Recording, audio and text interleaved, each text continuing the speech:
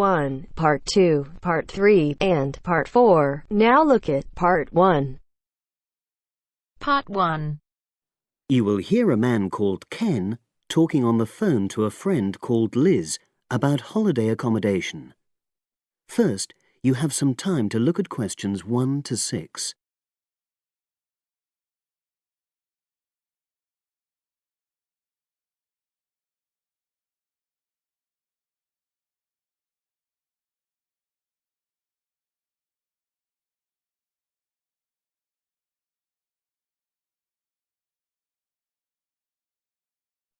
Now we shall begin. You should answer the questions as you listen because you will not hear the recording a second time. Listen carefully and answer questions 1 to 6.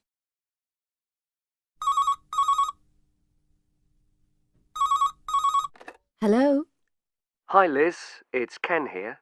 Hi, Ken. Nice to hear from you. Are you... This is just a quick call, but Mary and I have just been talking about our summer holiday. We haven't booked a place yet, and we've left it a bit late. We were just wondering if you know of any holiday rentals in your area. It's so nice there. Well, yes. I can think of 2 or 3 places that are very nice. What dates have you got in mind? The 10th of July to the 22nd of July. Oh, yes. That is quite soon, isn't it? Well, there's a place near here called Moonfleet. Is that MOONFLEET? That's right. It's quite a rural location, and it's next to the owner's house, but it's got fields all around it, so it's very pretty. Sounds okay. Can you tell me a bit more about it? Well, it's an annex to the owner's house, and it's an apartment with 2 bedrooms and an open-plan living area. Well, I like the sound of it. Is there anything we might not like about it? Well, it's quite a distance from the nearest shops, that's all. Okay. And... well, I'll tell Mary, but I don't think she'd mind that. Do you know how you book it? You have to book on the internet. There's a web address. It's www.summerhouses. One word? Yes, then .com. You'll be able to look at a photograph on that. Okay. And what about the others? Where are they? The second one I'm thinking of is called Kingfisher, and that's even more rural. It's a really beautiful location, in fact. It's by the river, and it's got nice views. It overlooks woodland on the other side. Is that an apartment? No, it's a 3-bedroomed house, and that's got a dining room as well as a separate living room and a kitchen. But I expect it's more expensive. You'll have to check the prices. It's probably a bit bigger than we need, but our nephew might be joining us. We're not sure yet. How do you book Kingfisher? You have to phone the owner directly. Shall I give you the number? I've got it here in my phone book. It's 01752 669 218. Right. Before you hear the rest of the conversation, you have some time to look at questions 7 to 10.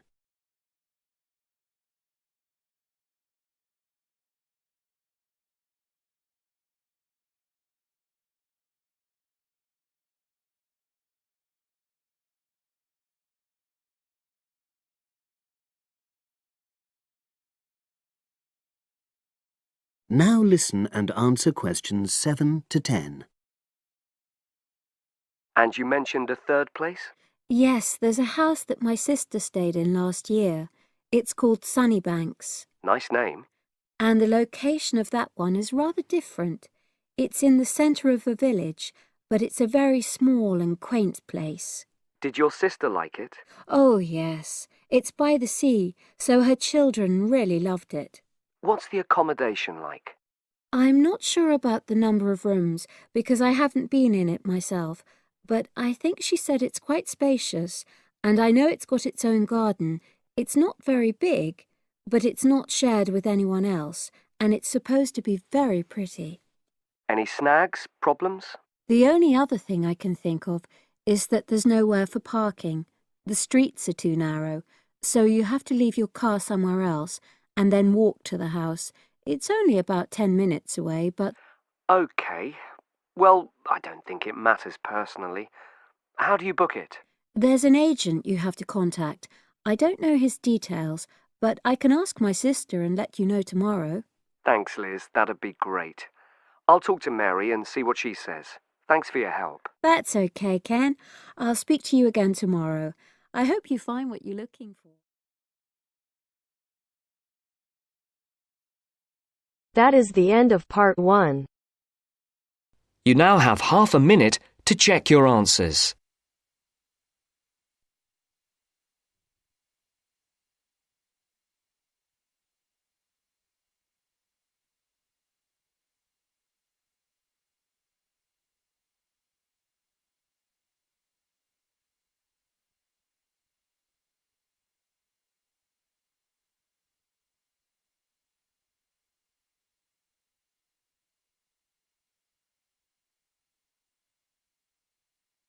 Now turns to part 2. Part 2. You will hear two students talking about a school project. First, you have some time to look at questions 11 to 15.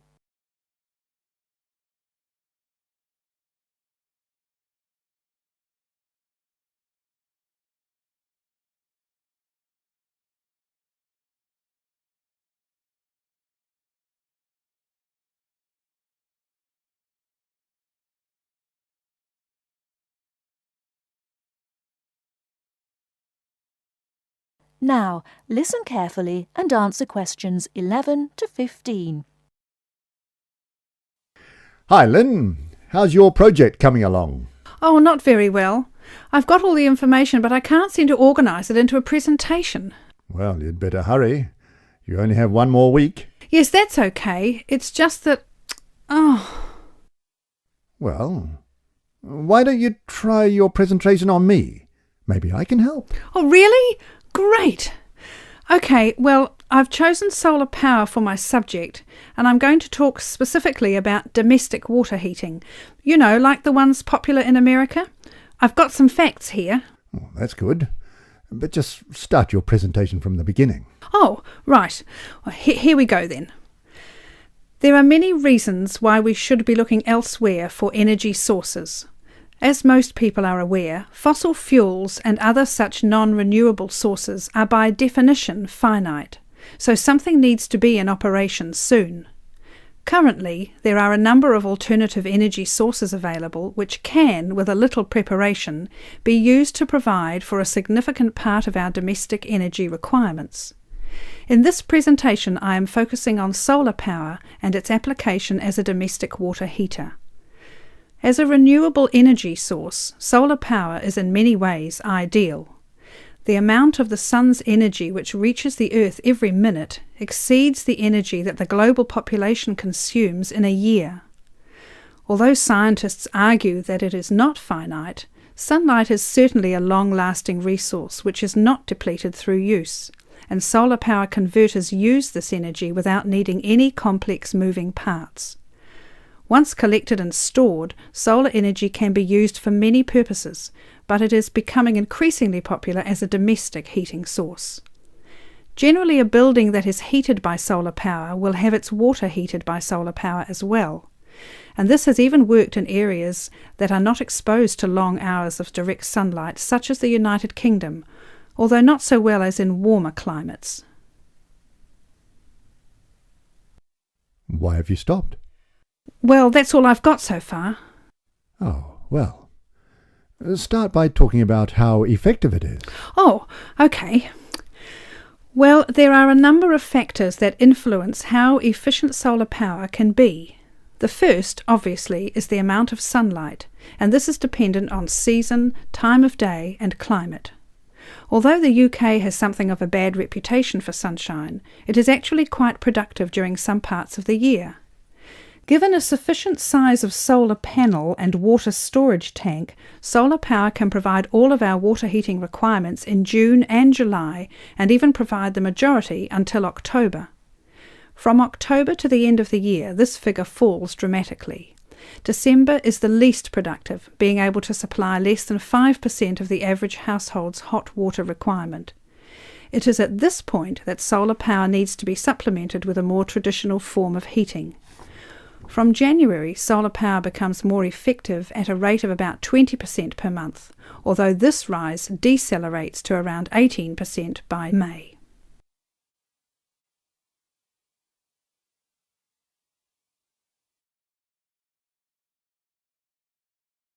Before you hear the rest of the talk, you have some time to look at questions 16 to 20.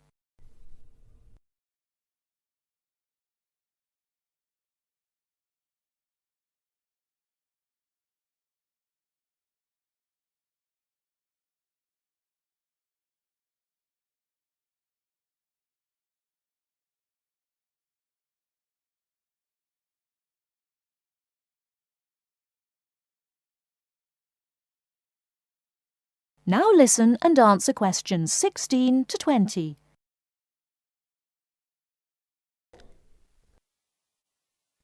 Now say something about this water heater. Do you have any information about that? Oh yes, I've got an illustration of a water tank here. Well, that's good, but you'll have to describe it. Right. Well, the ideal water tank in the UK has a capacity of 45 to 50 litres, but must be at least 40 litres to be effective. The solar coil is put in the bottom of the tank to heat the water. Now remember that solar heated water will not get quite as hot as fossil fuel water heaters. The bottom half of the tank is normally 20 degrees, and this is why it is important not to have a tank that is too large, as that would take too much energy to heat. In this illustration, it rises to 40 degrees from halfway up. Don't forget that hot water rises, so the top third of the tank is the hottest and reaches an average temperature of 65 degrees. And what's this second layer around the tank? Oh, that's insulation. Because the tank is often either outside or just under the roof, rigid foam is used as an insulation layer. It should be at least 80 millimetres thick all around. Well, that seems like a good presentation. All you need to do is to prepare some short notes and a larger illustration so you can use it as a demonstration and you'll be fine. Oh, you think so? Well, thanks very much for the help. Maybe I could do the same for you one day. Maybe. Anyway, I have to go. Good luck. Thanks. Bye. That is the end of part 2. You now have half a minute to check your answers.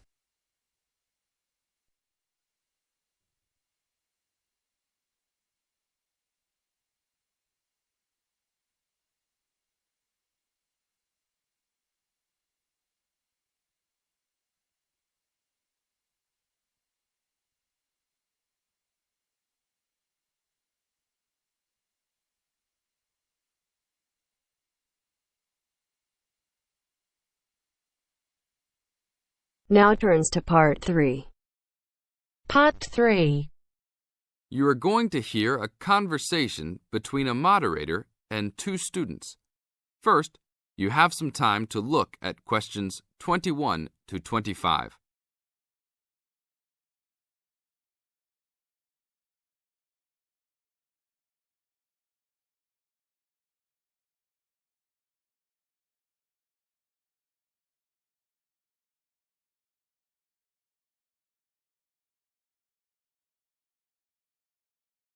Now listen to the tape and answer the questions. Today we will hear two views of the book Fast Food Nation, The Dark Side of the All-American Meal by Eric Schlosser. Many have deemed this a fascinating socio-cultural report that explains how the development of fast food restaurants has led to the standardization of American culture, widespread obesity, urban sprawl, and more. Well, I think that Schlosser's book promises a lot but delivers less than a highly hyped fast food meal. The book is not well written, and it lacks organization as it skips around in its telling of fast food horror stories. And then he spends a great deal of time on Walt Disney and bashing Disneyland. Why is that in a book about fast food? Bashing is the best word for this book. According to this book, Schlosser clearly believes that the fast food industry is responsible for every problem in America today. From the common cold, to inflation, to malls, to unruly kids, to warts. He blames it all on big business and especially the big food business. The book is written in a breathless, alarming motive that makes it sound like McDonald's and Disney are co-conspirators to take over the world and force every living child to eat greasy French fries. Give me a break. Schlosser is also very biased for the left, praising unions while ripping right-wing values and Republicans. Nixon seems to get special attention. Just having your picture made with him gets sinister prose and makes you a co-conspirator. Despite claims of research, there are numerous blatant assertions such as, parents in the 80s spent more money on their children because they felt guilty about not spending time with them. How does he know that? Is all consumer spending on kids really driven by guilt? The book is a farce. Save your money to buy a Big Mac and read something else. Only read this ridiculous book if you are an anti-Republican, anti-big business, there are evil forces everywhere subverting the world fan. Thank you, William.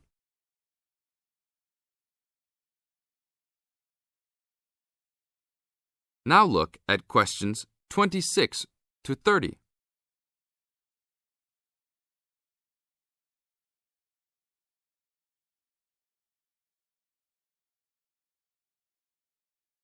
As the talk continues, answer questions 26 to 30. Now we'll talk to another person with a very different assessment of this book. So, Jenny, what did you think of Schlosser's book? Wow, where do I begin? I thought that this book was very informative, very well researched, and a very easy read. Schlosser did a wonderful job of organising the vast amount of information that he placed in this book. For a non-fiction book, I found that Fast Food Nation kept me entertained throughout its entirety. In fact, I couldn't put it down. The history of the fast food industry itself was fascinating, as well as the background information on the potato and meat industries. The first-hand accounts given by people who work for the fast food industry, as well as the meat packing and potato plants, added to the reality of the points the book was trying to make. The fast food industry and all industries supported by fast food companies have some serious issues that need to be addressed by the nation.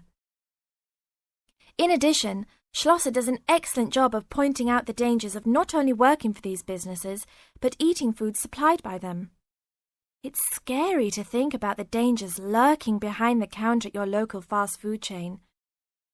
This book really opens your eyes to some health hazards that all of America should be aware of. Everyone should read this book. It will change your eating habits and the way you view large fast food corporations. That is the end of part 3. You now have half a minute to check your answers.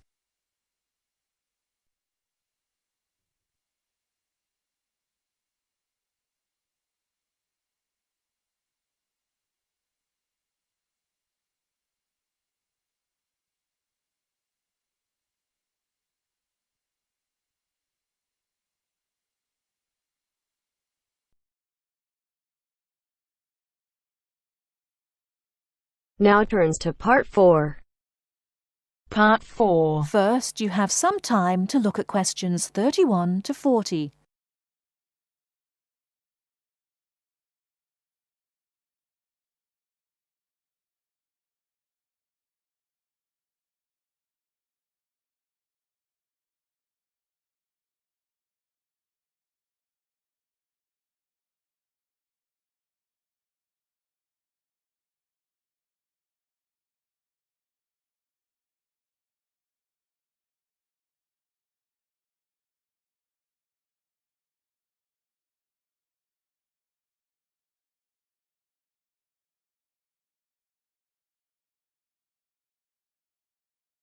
Now, listen carefully and answer questions 31 to 40.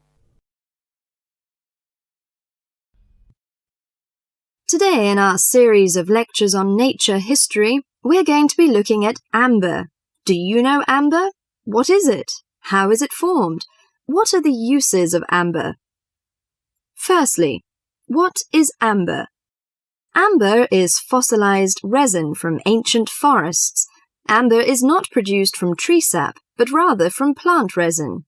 This aromatic resin can drip from trees, trapping debris such as seeds, leaves, feathers, and insects. The resin becomes buried and fossilized through progressive natural changes. Therefore, amber is formed as a result of the fossilization of resin that takes millions of years. Although a specific time interval has not been established for this process, the majority of amber is found approximately 30 to 90 million years ago. You may ask why resin is produced. Although there are contrasting views as to why resin is produced, it is a plant's protection mechanism. The resin may be produced to protect the tree from disease and injury caused by insects and fungi. Resin may be produced to heal a wound, such as a broken branch, and resins have odors or tastes that both attract and repel insects. Resin may also be produced as a plant's method to dispose excess acetate. We know that amber survives millions of years, but what type of depositional environment preserved amber? One depositional environment for amber is marginal marine. Amber's specific gravity is slightly over 1, and it floats in salt water. Therefore, amber becomes concentrated in marine deposits, moved some distance from the original site. Trees and resin may be transported and deposited in quiet water sediments. Wood and resin are buried under the sediment, and while the resin becomes amber, the wood becomes coal. Wet sediments of clay and sand preserve the resin well because they are devoid of oxygen. So, as a precious product of nature, what are the uses of amber? In ancient times, amber was used for medicine. Honey was mixed with powdered amber and prescribed for many chronics like asthma, gout, and the Black Plague. It was also used as precious decoration. The amber jewelry was thought to have the magic power against evil and dark forces. Sailors burned amber on ships to drive away sea monsters and the dangers of the deep. Amber has retained its beauty for millions of years, but if not preserved well, it may lose its charm. The softness and brittleness is likely to be attacked by chemicals and requires some special care in handling and storing, so do not put your amber jewelry on before hairspray and perfume is applied, because it will likely create a whitish coating on the amber that may be permanent. If you want to string the amber beads on silk or linen thread, remember to string them with knots between each bead to prevent mutual rubbing and chipping. Amber jewelry should not be stored where it can rub against metal or other jewelry, and storage in a soft cloth is best. Never put amber jewelry in a steam cleaner, which would shatter the gem. Never let amber come in contact with soaps or commercial jewelry cleaning solutions, which can dull the finish. Keep amber away from common kitchen substances such as salad oil, butter, and excessive heat of ovens and burners. Dust and sweat can be removed with clean, cool water and a soft cloth. Never use hot water. The amber can be dried and rubbed with clear olive oil, then rubbed with a soft cloth to remove excess oil and restore the polish. The last thing I'd like to mention is the storing of amber. Amber should not be placed near heating ducts or in direct sunshine, and avoid exposure to sudden changes of temperature. Well, that's all for amber today. Hope you enjoy this precious product of nature and have the luck to own one. That is the end of part 4.